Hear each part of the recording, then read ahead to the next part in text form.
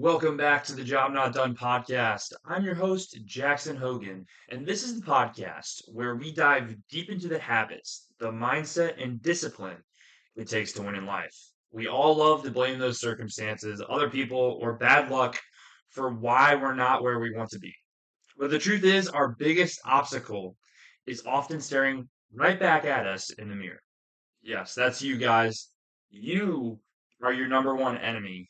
As the title says in today's video, it's all about recognizing the ways we sabotage ourselves and how to finally break through those barriers. If you've ever felt stuck, frustrated, or you just don't know where to go, or you feel like you're holding yourself back from your full potential, this one is for you. So lock in, take some notes, grab a snack, and let's get into it. And before we dive in, if this episode hits home, make sure to do me a quick favor. Make sure you're subscribed, leave a quick review on Spotify, and share it with someone who needs to hear it too. It helps the show more than you guys know and keeps this message reaching the right people. All right, let's get into it. So, honestly, guys, the first and biggest thing, aspect, whatever you want to call it, of being your own worst enemy is you, right? Like the title says, you are your number one enemy. Most people believe that external, extraneous, outside circumstances are the things that are holding them back in life. But this is really just totally false and a bunch of bullshit because they can blame the lack of resources, support, or luck, but often it's their own mindset, habits, and choices. Because so many things around you can affect you, yes. But if you let life dictate what you want to achieve, what you want to conquer, what kind of money you want to make, what kind of family you want to have, what kind of family dynamic you want to have, it all comes back to you because you are responsible for your life.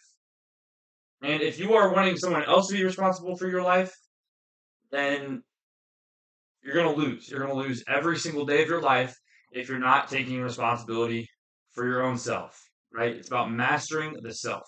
Things like internal battles, self doubt, fear of failure, fear of judgment.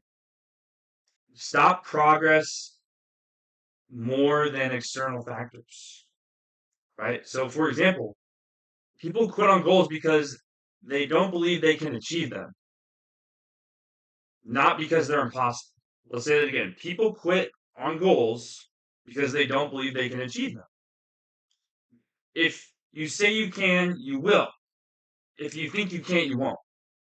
I might have mentioned this last episode, but this is super important to recognize and to understand why you are holding you back. Because you don't believe in your own self. And there could be people in your life, like your family members, your loved ones, your kids, they all believe in you. But if you don't believe in yourself, nothing good will ever happen. You won't have any success. You won't become that super ultra successful entrepreneur you wanted to become. You won't find any success whatsoever. You have luck, but guys, you don't want to rely on luck your whole life. That is a terrible way to live. Living on the edge, waiting for something good to happen, waiting for the fucking stars to align. That's a bunch of bullshit. Because the stars only align every so many, how many years? Right? Sometimes it takes like 50 to 100 years. For like, probably even more than that. I mean, it takes thousands of years for the planets to align, I'm pretty sure. And I don't know if that's correct, but it takes a long fucking time. And if you're waiting all that time, waiting for a super special moment, and nothing happens, that's on you. And you just wasted time in your life, and now you're so much more time closer to your death. Whether you die of natural causes or not, you're closer. Real change starts with self-awareness, realizing that you are the common denominator in your setbacks. You are the reason for your setbacks. You are the problem in your life. Not your friends, not the excuses, not the bullshit you tell yourself when you're feeling not motivated. That's where you got to have the discipline. Right? We've talked about that a lot. Owning the truth isn't blame, it's empowerment. It means that you are putting forth your foot and saying, no, I'm going to accept this. I'm going to accept what this is. I'm going to accept the honest truth about myself. and I'm going to develop myself as a better person. I'm going to develop the self. I'm going to master the self. Another super important aspect of this is recognizing self-sabotaging behaviors. If you are purposely putting yourself in a bad position and it's on you, what are you doing? You're literally putting yourself at a disadvantage.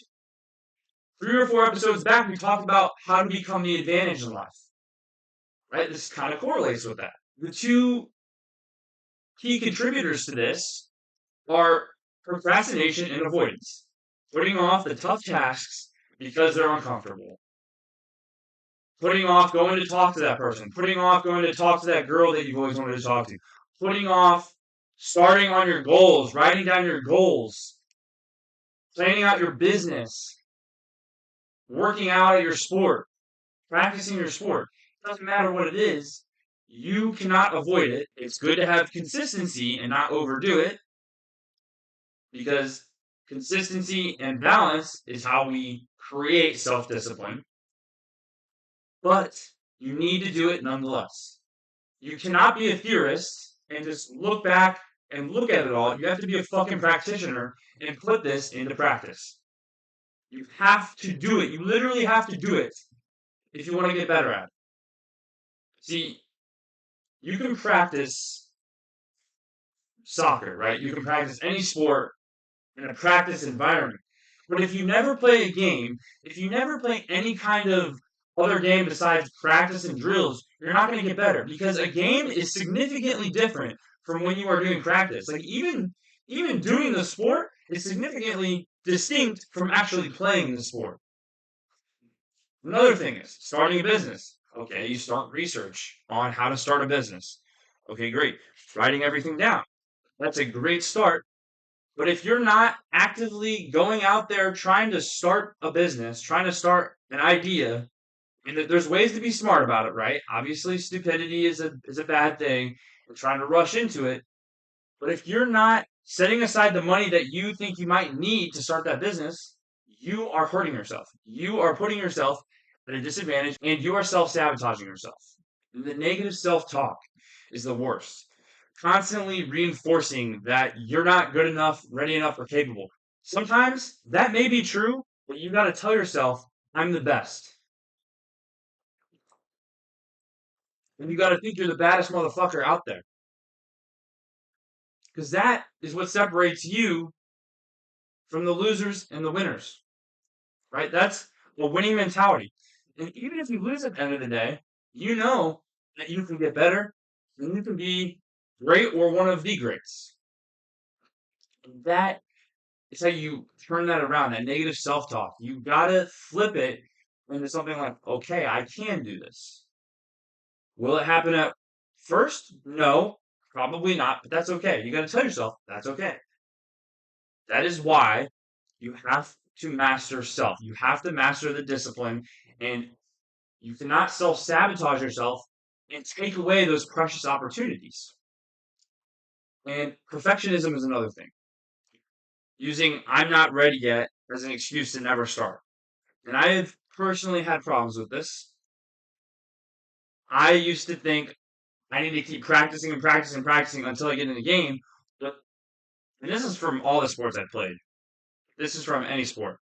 But what I realized is the more I would play and I would kind of balance that with practice, the better it became. So, for example, when I started playing Ultimate Frisbee, I was like, man, I love this sport. And I started practicing a lot.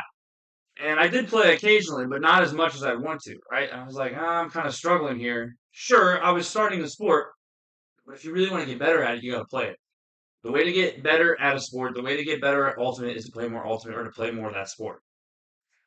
So I took it in my hands. Over the summer, I got into a league. I was already on a semi-pro team. So I started playing league, which is, low key, a little bit less competitive, but you're still getting in reps. It still simulates more closely to a game environment. Right? Take that into academics. Take that into entrepreneurship. Take that in as a businessman. Apply, apply, apply. And don't make excuses. Don't blame Don't point the finger at the other people or situations instead of taking action. That's the most important thing is taking action. And sometimes these habits are often like unconscious and very, you don't really know they're there, but calling them out is the first step to breaking them. So, in retrospect, do not self sabotage yourself. Give yourself a little bit more credit.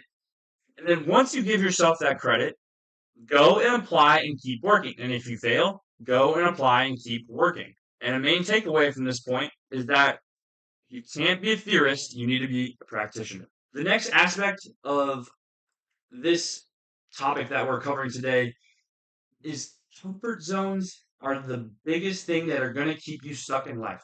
Because in life, we gravitate towards what's familiar, what's homey to us. We gravitate towards what we know, what we've experienced, because it feels safe. Even if it's holding us back, we still know that it's, we're used to it. But I've heard this quote many times from many different people. I don't know who originally coined it, but you can't go places you've never been if you've never done things that you haven't done. You won't go places you've never been if you haven't done the work that you've never done. It's as simple as that. And that's what's keeping you stuck. If you can just insert that into your consciousness for a month and see how your life changes over a month. I mean, it changed my life. Like with running and endurance. I was like, okay, I got to start doing endurance every week. It doesn't need to be every day because you get exhausted and tired and get injured. But every week, you get a little bit better.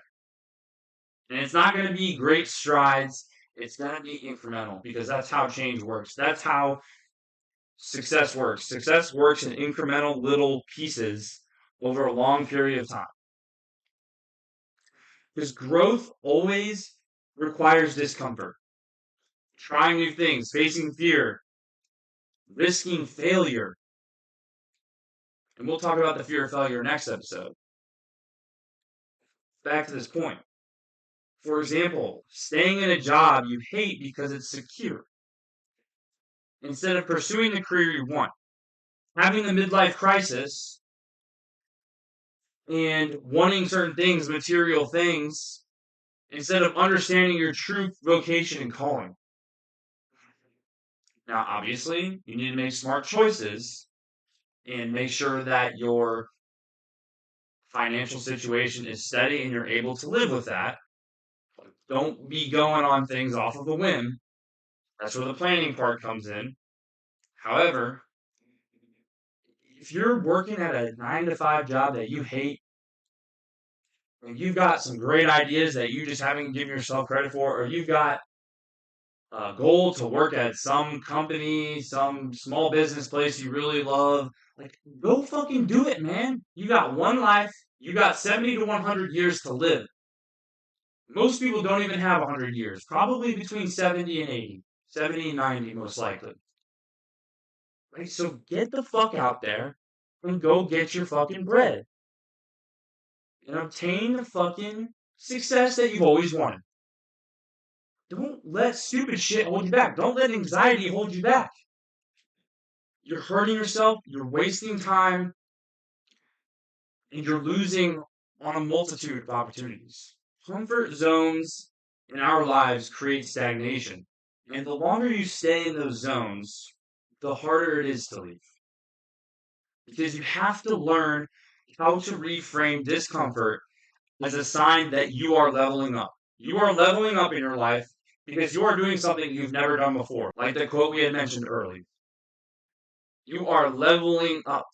And even if you are not succeeding initially, you're still making progress towards your goals, towards your aspirations, towards your money goals, towards marrying that girl you want to marry, whatever it is. You're getting closer, you're getting more experience, and you're not wasting your time. And you yourself are not beating you. And you are becoming the advantage. You are not becoming your own enemy. And you're not letting life dictate how you live, and you are living the life that you want to live. And that kind of brings me to my next point. Your inner dialogue is the thing that shapes your reality. Now, this is kind of similar to the last 2 points. It's a little bit more of a specific niche of the two. But the stories you tell yourself, the narratives you tell yourself in your head, become your belief system. They become your actual actions. If you tell yourself one thing, well, I can't do this, and then you try to go and do that thing, you're not going to do it. You've already defeated yourself. You've already lost the battle. You've already lost it. Because negative self-talk becomes a self-fulfilling prophecy. For example, I'm not disciplined leads to undisciplined choices. Because you're actively making the conscious decision to do that. And when those thoughts come in your head, because we all get bad thoughts, we all get negative thoughts, it's part of being human, but you, the internal mastery of the self, you has to turn that and say, I'm going to challenge this narrative that popped into my head, or I'm going to challenge this thought that popped into my head and say, is this true, or is this just some bullshit that fear is integrating me with? Is this just fear talking right now? Replace the destructive inner dialogue with language that reinforces growth and possibility. And you'll find that maybe you're a pessimistic person, and if you try this, you challenge the narrative in your head, you may become a more positive person, a more forward-thinking person. Right? And people might start to enjoy being around you more. That's just an example, but it's a very prevalent example. There are a lot of pessimistic people. And I'm sorry to say, but that's true. No matter where you are on the spectrum of socio-political, economic, whatever the fuck, it doesn't matter. Right? Small mind shifts compound into big changes over time. This is what you need to take away from the inner dialogue. Small mindset shifts compound into big changes over time. Speaking of actually taking action and being a practitioner, you want to build self-discipline and systems to help you win.